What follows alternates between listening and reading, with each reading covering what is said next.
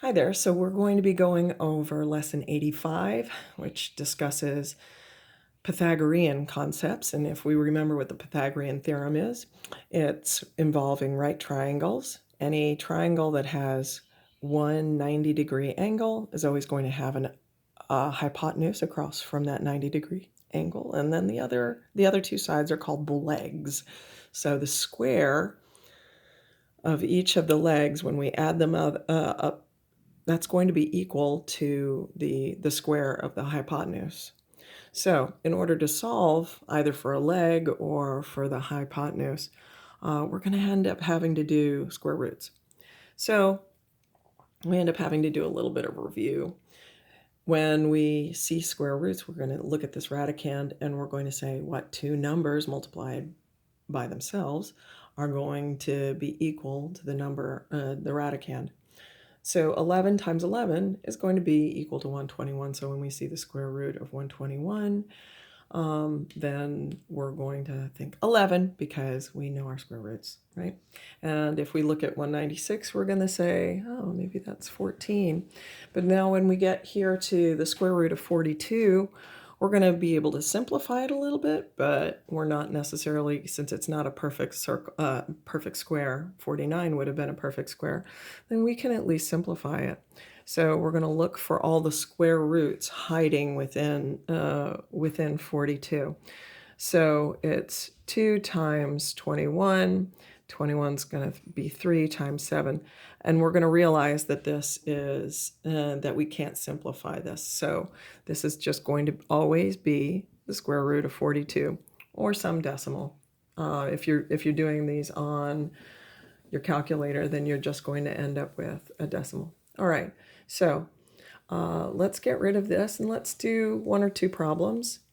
So if we have, let's say for example, let's make this 6 and this 8.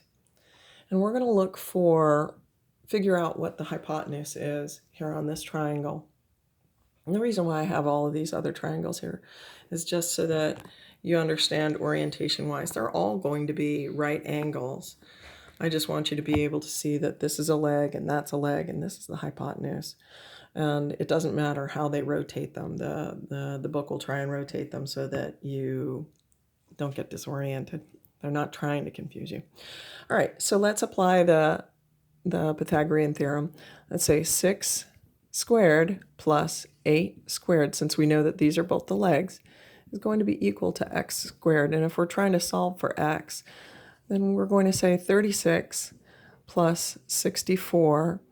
This is really nice because we're going to end up with, if we understand that we've got 10 here and we've got 90 there, then we're going to end up being 100. So that's what x squared is equal to 100. So x is going to be equal to the square root of 100. And yeah, it just so happens that that's a perfect square.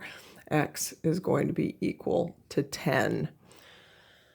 Now, this is used a lot in physics. This is used a lot in Algebra 2. And I'm glad that you're getting it now. It's also used in geometry.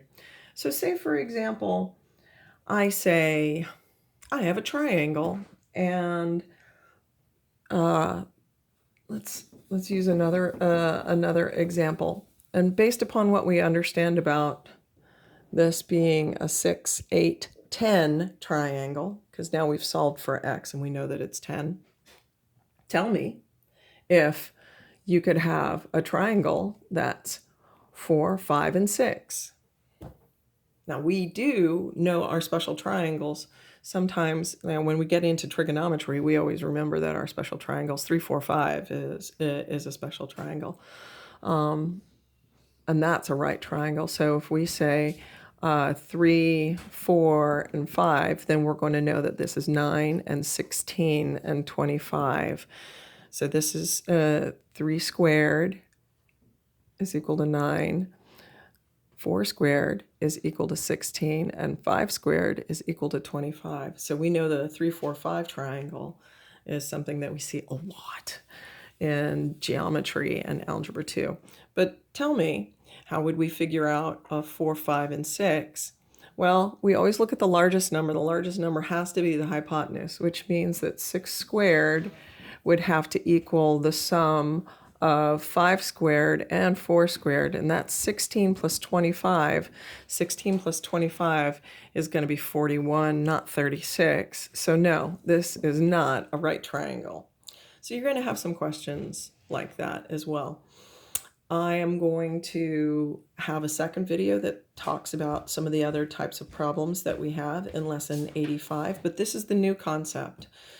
And it's something that once you master, if you remember your a squared plus b squared is equal to c squared, it's going to get you pretty far knowing that this is the hypotenuse. And a leg, and a leg.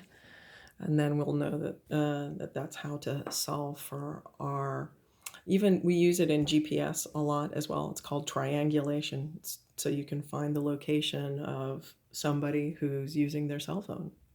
So have a good day. Bye.